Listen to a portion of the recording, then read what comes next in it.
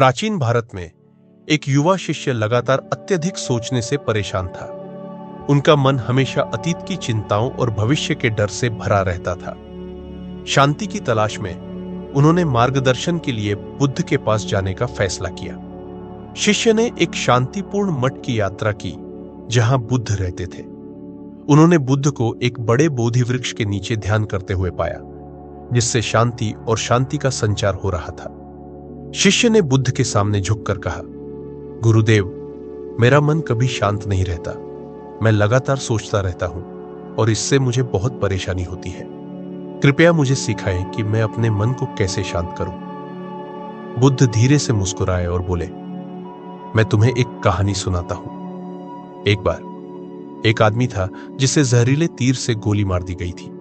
उसका परिवार डॉक्टर को खोजने के लिए दौड़ा, लेकिन उस आदमी ने इलाज करने से इनकार कर दिया। उसने यह जानने पर जोर दिया कि उसे किसने गोली मारी थी, तीर यह किस प्रकार की लकड़ी से बना था और किस पक्षी के पंखों का उपयोग किया गया था।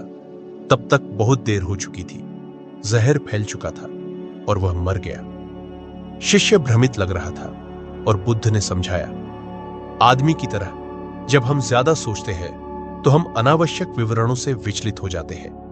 हम पीड़ित होते हैं क्योंकि हम उन चीजों पर ध्यान केंद्रित करते हैं जो मायने नहीं रखती। ज्यादा सोचने से रोकने के लिए हमें वर्तमान क्षण पर ध्यान केंद्रित करना चाहिए और वास्तव में हमें किस चीज पर ध्यान देने की जरूरत है।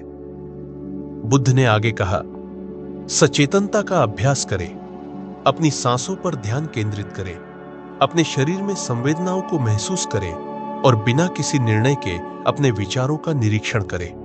उन्हें आने और जाने दें, जैसे आकाश में बादल गुजर रहे हों। बुद्ध ने एक और दृष्टांत साझा किया। एक तीर से मारे जाने की कल्पना करें। अब एक दूसरे तीर को ठीक उसी स्थान पर मारने की कल्पना करें। पहला तीर वास्तविक दर्द का प्रतिनिधित्व करता है और दूसरा तीर उस पीड़ा का प्रतिनिधित्व करता है जिसे हम अत्यधिक सोचने के माध्यम से जोड़ते हैं। सचेतनता का अभ्यास करके हम दूसरे तीर से बचते हैं। बुद्ध ने शिष्य को एक सरल मंत्र सिखाया, यह भी बीत जाएगा। उन्होंने समझाया, जब भी आप खुद को जरूरत से ज्यादा सोचते हुए पाए तो खुद को याद दिलाएं कि सभी चीजें अस्थायी हैं। हर परिणाम को नियंत्रित करने की जरूरत को छोड़ दें। शिष्य प्रतिदिन सचेतनता का अभ्यास करने लगा। वह ध्यान में बैठे अपनी सांसों पर ध्यान केंद्रित किया और बिना किसी लगाव के अपने विचारों का अवलोकन किया। धीरे धीरे उसने पाया कि उसका मन शांत हो गया और उसका ज्यादा सोचना कम हो गया। कुछ समय बाद शिष्य बुद्ध के पास लौटा। उसका चेहरा शांति से चमक रहा था। उसने कहा, गुरुवर, मेरा दिमाग अब ज्यादा सोचने की कैद नहीं है। आपकी शिक्षाओं ने मुझे आजाद कर दिया है।